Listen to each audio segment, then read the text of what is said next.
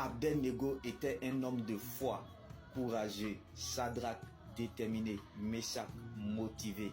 Ils craignaient tous l'Éternel et espéraient en sa bonté. Mais malgré leurs efforts, ils étaient toujours dans la fournaise de feu ardent. Donc, ce n'est pas de ta faute. Tu n'es pas maudit. C'est juste que tu ne te trouves pas dans un bon environnement.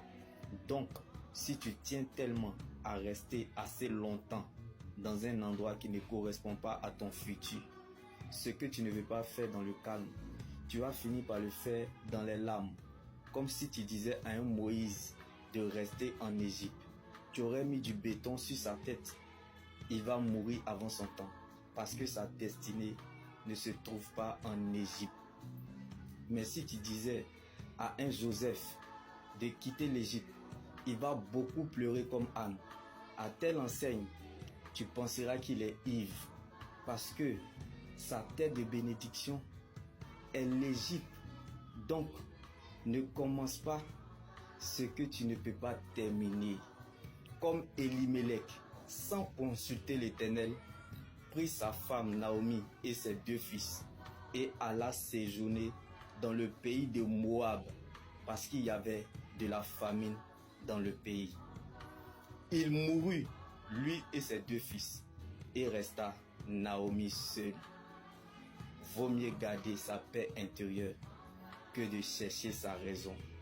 Les grands combats se gagnent dans le secret. Car ce que Dieu fait pour nous dans le secret est plus grand que ce que nous regardons ou traversons. Donc il y a des choses que Dieu ne peut pas te donner ou faire avec toi tant que tu n'apprends pas à rester devant sa face comme Naomi. Vaut mieux grandir dans le secret avec Dieu que devant la foule. Car les grandes rencontres avec Dieu se font souvent seules. Car bien aimé, il y a des choses que Dieu ne donne ou ne partage que lorsqu'on est seul. Alléluia. Car les moments les plus précieux de notre existence, c'est lorsqu'on est seul avec Dieu. Donc, ne va pas là où Dieu ne t'a pas envoyé.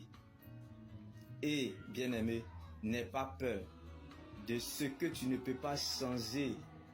Car celui qui n'a pas peur du regard des autres, comme Isaac à Sitna et Esek, a déjà exercé une grande foi. Donc, ne descends pas en Égypte comme Isaac, mais reste à Guéra. Car ce n'est pas parce que le caïman vit dans l'eau qu'il ne peut pas se noyer.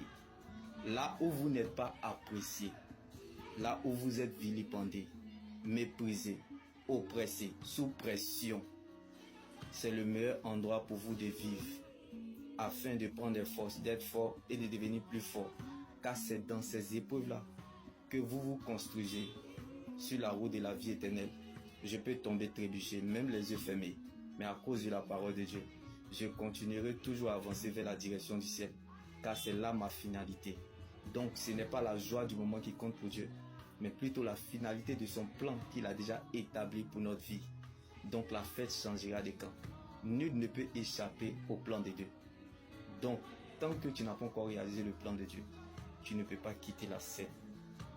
Donc, aucune épreuve, circonstance ou personne ne pourra te résister.